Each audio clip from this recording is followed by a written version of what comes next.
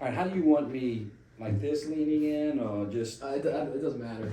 It's more like I want. I wanted more like a podcast vibe because when I told my teacher, I was like, You're gonna have to explain that more to He somebody can who edit all does that not out, know that's what the all. hell a podcast really oh, is. so like my like what I want to do with like my papa and stuff. It was like because I always talk about Mama Arita. Like we have like a voice recording of her, but we don't like you don't see how she talked.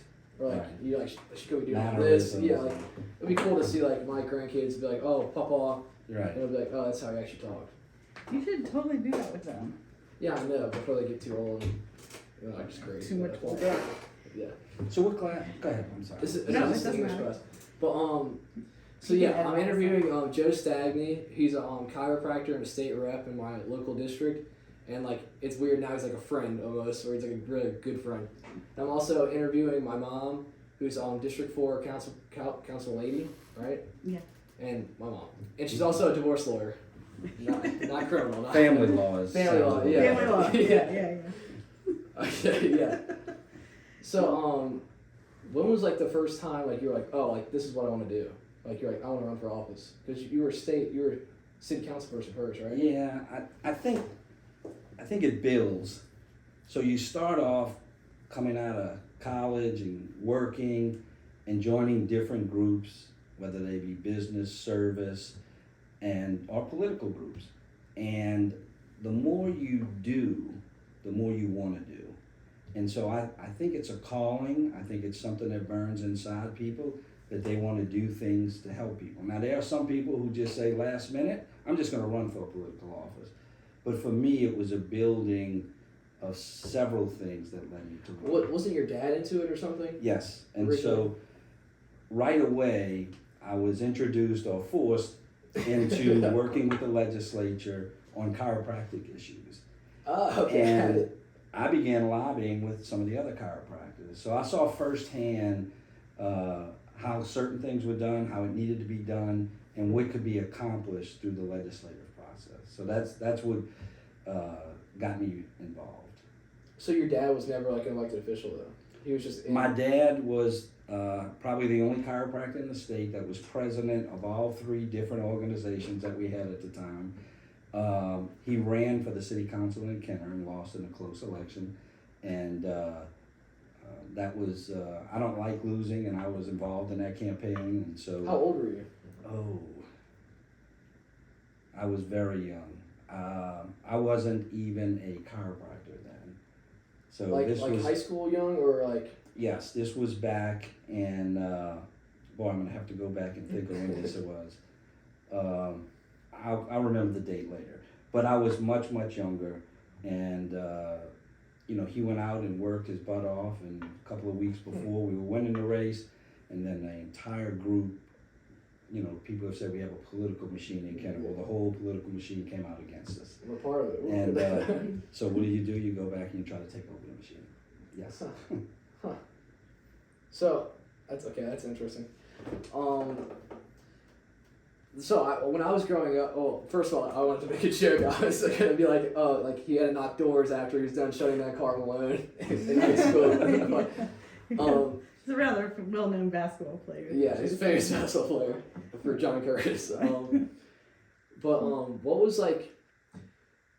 No, it was kind of. I remember growing up and like I was hearing all these phone calls between y'all two, and I was like, who is like? And she would always have it on speaker or the Siri thing. It was so annoying. I remember hating it. But then You sure it wasn't the content of the conversation? It was both. It was both. But I was like, dude, I can't like. Let's listen to music for a second. No, every car ride we're listening to. I was listening to Joe Stagni talking inner politics. I'm like, well, what is going on? Who are these people? And then like it was low key like a trick. She probably was doing it on purpose. And then like now I'm like I know all the drama. I'm like, and you go to like the bars and you're like, who wants to hear 100 years of Kenner history? Like, no one cares. Like, but like. So it was almost like you kind of like recruited my mom to even like run. I did not, and I'll tell you the story, and I think she remembers it well. I met your mom, whether she remembers or not, at a Kenner Business Association meeting, and she was either the president or an officer who basically handled the whole meeting. She was a good-looking woman who was well-spoken, who had a grasp of the issues she was talking about. And we didn't see that a whole lot around here. And so I went and met with them after, and I did talk to her about running for political office in the future. Well, her and her husband, your dad, already had plans to run in a race that was going to come up. And so I had envisioned all along that your mom would be an elected official, whether it be in Kenner or Jefferson Parish, and she would not stop at whatever that first office would be. Now, has it taken a tiny bit longer than I had visualized? It has, but it doesn't lessen the fact that people who are like your mom rise to the top, and other people recognize that. And so she's going to do an outstanding job in Jefferson Parish. Mm-hmm. Oh, one thing I noticed, especially with like my mom getting the job, is like, or even like state rep, it's like hearing like stories where like, oh, this is what makes a good state rep and a bad one. It's like you kind of get the job not knowing what the job is, and you kind of show up to the office and you're like, oh, like this is what it actually is. Like I'm doing all like you're supposed to like delegate all this, or like when you hear state rep, you're like, oh, I'm supposed to be writing laws, but it's really like you're there to get money for your district and make it better like that. You're not there to write laws that have been written 100 times over. Well, you got to get there first. And so with me, my background being involved for at least 10 years before I got elected, I get elected as a city councilman in Kenner. And I have to tell you, I don't think there's a better job in the world than a councilman, because that person is closer to their constituents than anyone else. Oh. And those bonds that you build last forever.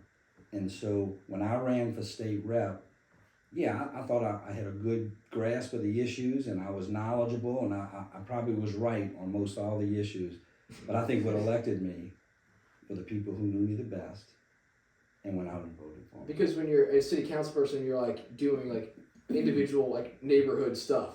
Everything. Yeah. You would not believe the calls you get on the way to this interview. Now, I'm a state representative for over 8 years now. Mm-hmm. 8.5 years. And I've gotten 2 calls today. Both are not state rep issues, they're council issues. But I promise you, we'll get them taken care of, because that's why they're calling you, because you've helped them in the past. And I think that's what's making your mom so popular in the district that she represents, because people know that she's accessible, she listens to what their problems are, and then she does something about it. And those things are invaluable in the political world. Mm-hmm. But that's where I kind of learned it from, to be honest. So you asked me about, or you had asked the question about Joe recruiting me, and he didn't recruit me in that sense.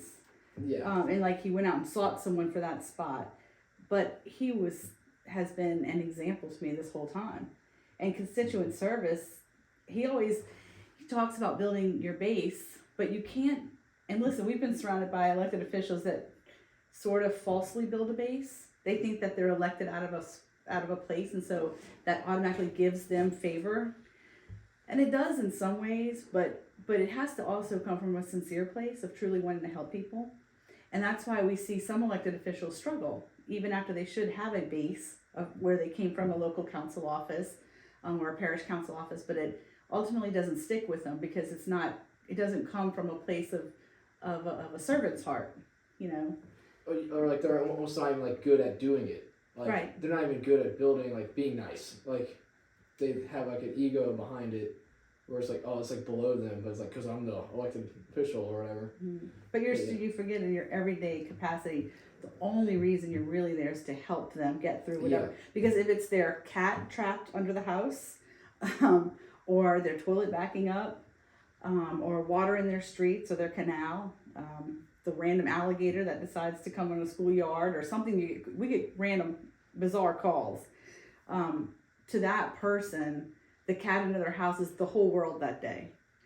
So I want to say this. So yesterday I get a call, lady who's a patient, who's a constituent, a dog died in her yard. That's what she tells me. Dog dies in the yard. You gotta fix it. So I got to take care of it. So it's Jefferson Parish that goes out, ends up being a 30-pound raccoon, but it was still dead. But she called the person she thought would help her because I've helped her in the past. Yeah. And so you get that. And look, I marvel sometimes with consultants who say, these are the 10 biggest issues and you got to slice and dice them this way. Yeah. Let me tell you something. You help people and you build relationships with them.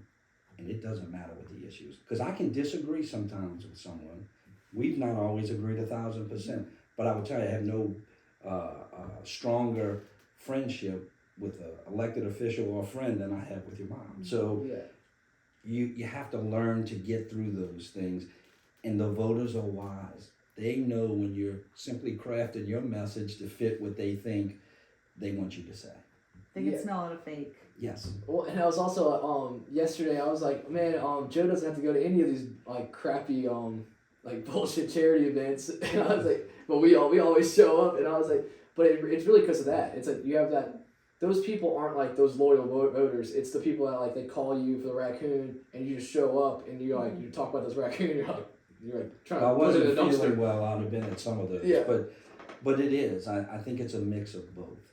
And if you do your job in your office, once you get in, it's pretty hard to mess it up if you do a good job. Yeah. It almost seems like these like elected officials can almost hide behind their office, where it's like they can just sit back there, especially like if it's a legislator, they can almost do nothing and get away with it and be like, oh, I just did all this. But look, even then, and I agree with you, voters figure that out. Voters know the worker bees and the people who are just sitting there collecting the check. They know it. Yeah. You can almost feel it. Like when like that the person that walks in the room is gonna make the decision, you like feel it. Mm-hmm. All right, so what's some advice you would give to me like trying to be like an elected official, like what would, like right out of college? I guess that's like the in-game plan. You graduate law school and well, for you, you're lucky because you have a mom and dad that have been active ever since I've known them. You probably don't know this. So when I was a District 2 councilman in Kenner, I just met your mom and dad, and they had a hurricane that hit, and your dad finds me, and he says, look, man, I have some ice and water. Let's go in your district. And look, at the time, Kenner didn't even have the resources to put out water and ice. So we all drove the district. Like in a pickup truck? Yes. With water and ice. Ice in the back of the pickup truck. At the time, y'all had the place on Vets. And we went up there, and we loaded up, and we went street to street, door to door. And people don't forget that. I didn't ask them for anything. They didn't necessarily ask me. Nobody asked them, but they put up their resources and help people. Not because in the long term, these people were going to go frequent that bar. Yeah. At the or time, I was going to run for office in 20 years. Yeah. At the time, people needed help. And I promise you, if you help people, other people will see it. And you build relationships. And so your mom and dad have been involved in the community through different types of groups. And look, I wouldn't just limit it. So for me, it was always seniors and kids, recreation, and I was in the Kenner Lions Club, the Kenner Adult Daycare Center. Those things were important. Back then, dementia was just starting. Alzheimer's was just starting. And so it was important to have a place that children could drop their parent off to during the day, that they know their parent was safe and being taken care of, and then go pick them up after work. So little things like that. That's something you never even think of. That needs to even happen. But look, I know some of the things you're already involved in, and what your mom has done with playgrounds and helping kids with different abilities. That's impressive, and you've already started doing that. People will see that. So I think it's ingrained in your DNA, whether you know it or not. And if you emulate your parents, you will go far, and people will see it. And whether you want to run for political office or not, I believe people will demand it of you. They will grab and pull you into the political arena because they've seen what you've done outside the political arena. Yeah, because I remember telling my teacher, I was like, my parents are better outside of the political office. Like before we even ran for District 4, and I was like, they're almost like more dangerous outside of it. Like the thought of them running is scarier than actually running. I don't know. It's very interesting. Well, you have a little bit of an edge that you've seen the hard work. Nothing's given to you, You've knocked doors, and you can listen. You've knocked on doors where people have a Joe Stagni sign in the yard, and they are viciously going to defend Joe Stagni because he's helped them with the raccoon in the yard over the course of his time in service, you know. So it does matter. The things that you do to people and for people matter. Helping matters, building relationships, and working. So when I first ran for a council position in Kidder, I lost. And probably the primary person at that time who put me in the race, who was, I thought, my closest friend politically, gets me in the race. He goes and signs an affidavit for my opponent. And so I'm left out there. Yeah, but I was running for the right reasons. I ran a good race. I wish I'd have known then what I know now, and I probably wouldn't have lost the race. But I lost. I did the best I could.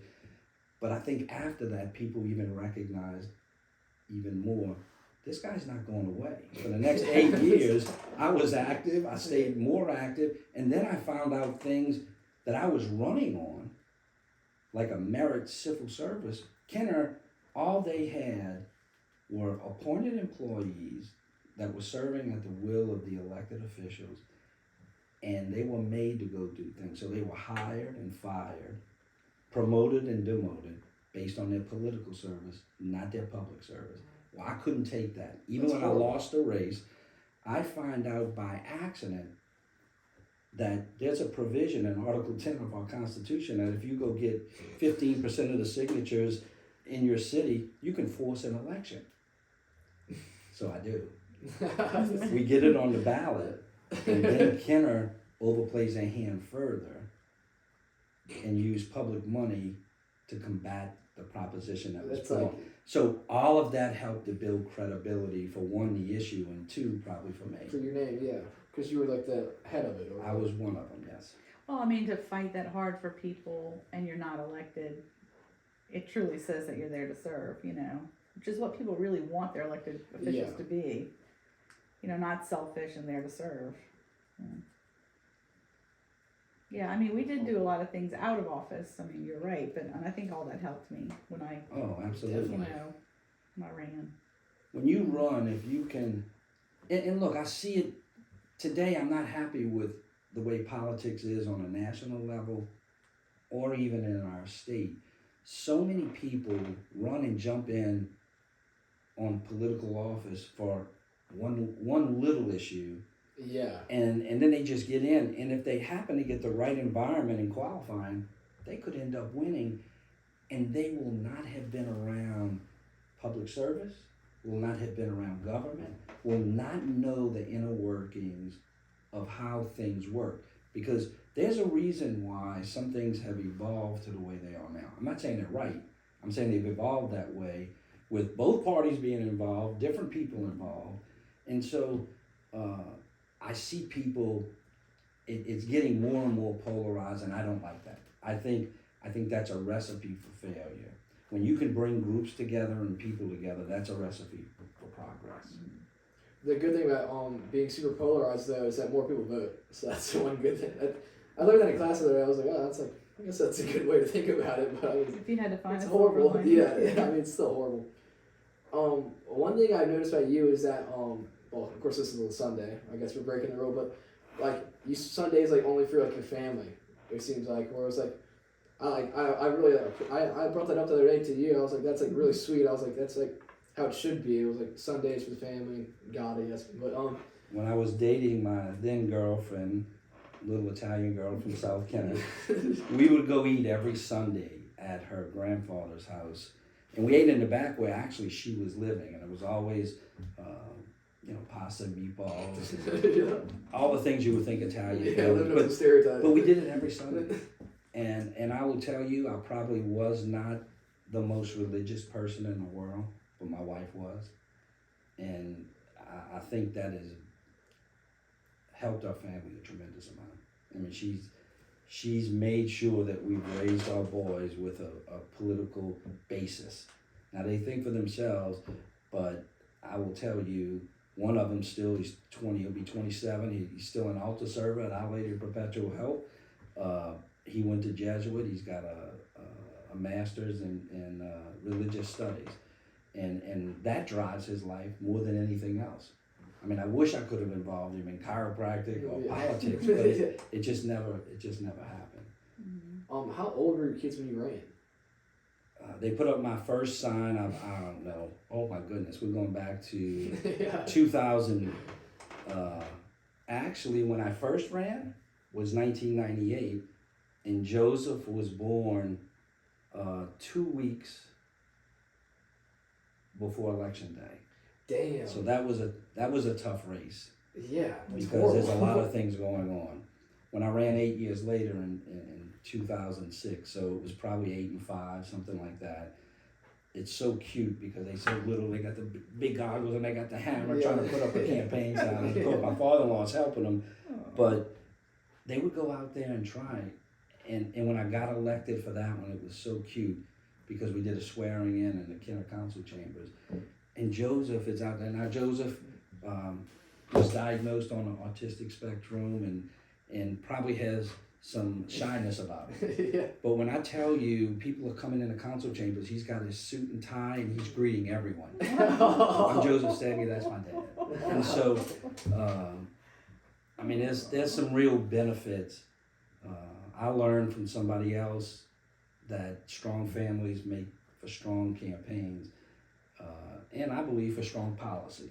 And so I learned from them. I can tell you that in any race that I've been in, my family has been, 1,000% supportive, out there working as hard as anybody else, just like your family. Yeah, reluctant at first. But Well, yeah, it's like during that campaign, it was like the most like even Dad said the other day, he was like, that was the happiest time of my life. Like it was like we were like you could have turned on the TV without us getting bashed on TV, but like it was like so much love and like you're like walking around like, man, like this is the I could do this all the time. Like Yeah. it's but fun. you know what made for that happiness? Yeah. Maybe the fact that you didn't win the first one. It makes a difference because you go through the heartache, you bust your butt, and you come up short. And right there, separates the people who really want it from the ones who don't. And the ones who really want it, they come back and bust butt. And y'all did. Yeah. Yeah. Well, you guys were a little older too, and you just were like, it was a for Yeah. real team. Like Oh, they you're were monsters. speaking on behalf of me, and I wasn't. I don't know. You were able to do it because you were older. And everybody bought in. Like it I was like mean, no, mom's winning. between you, your older brother, and your dad, I mean, you had 3 men busting their Yeah. butts, going door to door. And unlike other people, so a lot of times people just throwing stuff on doors. And that helps. Believe it or Yeah. not, there's studies that show it. But when you make contact, when you shake their hand or Yeah. say a few words to them, it's usually over. I mean, you got them. They don't even realize the issues that you're talking about. They don't care. They know you came to their house. Yeah. You listen to them, you talk to them, and they know they can contact you in the future. And so that's a tremendous benefit. Especially, that's why I think large families do very well in politics. Yeah, probably. If they can have people out there doing that surrogates for them. Yeah, and I heard several times like if you could raise a kid that polite, you must be a good person. Yes. They spoke more about me by their Right. mannerisms than Yes. Yeah. That's true. Yeah, it was fun. I really enjoyed it. it was winning. Winning was nice too. Oh, dude. Winning was nice. Yeah, beer doesn't you taste good until after you win something like that. You're like, woo. It was our Super Bowl. Yeah. And it's not anything you can see, but it is something that you feel. You feel that Yeah. energy and that vibe. Y'all knew the last 10 days, at least, maybe 2 weeks. Oh no, this is ours. We feel it, and you just kept going and Yeah. going and going. And look, there were forces against me and forces against you that tried to combine. I think they made a mistake, but that's on them. Yeah. You know? Well, we All got to be on a super mailer villains. together. That was kind of nice. Yeah, the first mailer together. Yeah, it was not Look, flattering. I think they made multiple mistakes during that campaign, and hey, That was one of them. we got elected. That's what counts. Yeah, it's funny how stuff like that. I was like, well, you're also sitting at the Kenner where it's like, this is like, you're sitting to his district where like they love him. Like, Yeah, it's like, it's just dumb. I don't know. Not the best. And also, like, I just remember, like, funny ass times where it was like the debate. It was like you hear Jack like cry on the phone. He's like, "Why'd you go against a trial lawyer? Like, you're an idiot." It's like, "You named it. You made it." Like, 2 grown men got like beat up by a 5'4" woman. Like, it was just like, a little cartoon in my head. It's like, And look, again, I have a political consultant that I think the world of, and he tells me never underestimate the wisdom of voters. And the voters in your race clearly saw the candidates and who they were and made a very informed and wise choice. well, but the scary part about it is that sometimes it doesn't matter, like, who's the better candidate. It's just like, Yeah.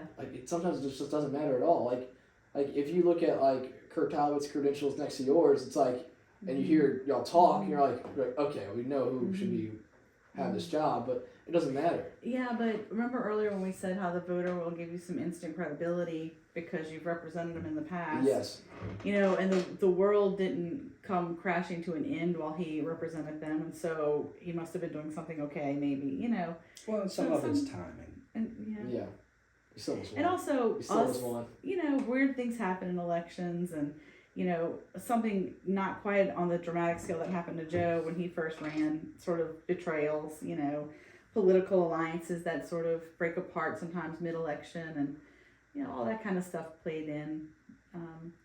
But I don't know, looking back, I do think it was probably divine, even though it didn't feel like it at the time. Like, I was supposed to be here instead.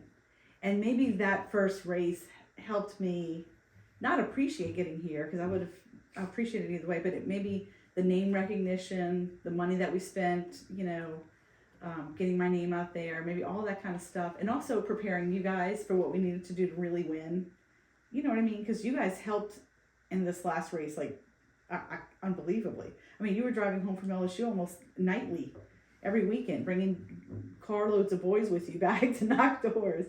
I mean, it was a family sacrifice, for sure. It was a wake up call to the political machine, or those people who she didn't serve in a local office, but that campaign produced a base for her. When you catapult out of Kenner the way she did, everybody took notice of that. So I agree with her. It may have been divine intervention that the next reasonable step was his seat. And it worked that way. I think it was supposed to be that way. And I think now that, and it worked the same way. I had some of the same things. People who were against her now rely on her. Yeah. So BFFs now. And that's okay. I mean, you know, that's I'm good. just glad that they can see now. Because there weren't enough people that they knew that I guess would say, oh no, she knows what she's doing, she's smart, she's going to make good decisions, she's going to work on behalf of her district. No, there was negativity from people who never wanted to get elected, even though they didn't know her. And so now, all of these people who had no idea, I mean, she's got a fan club now. Yeah.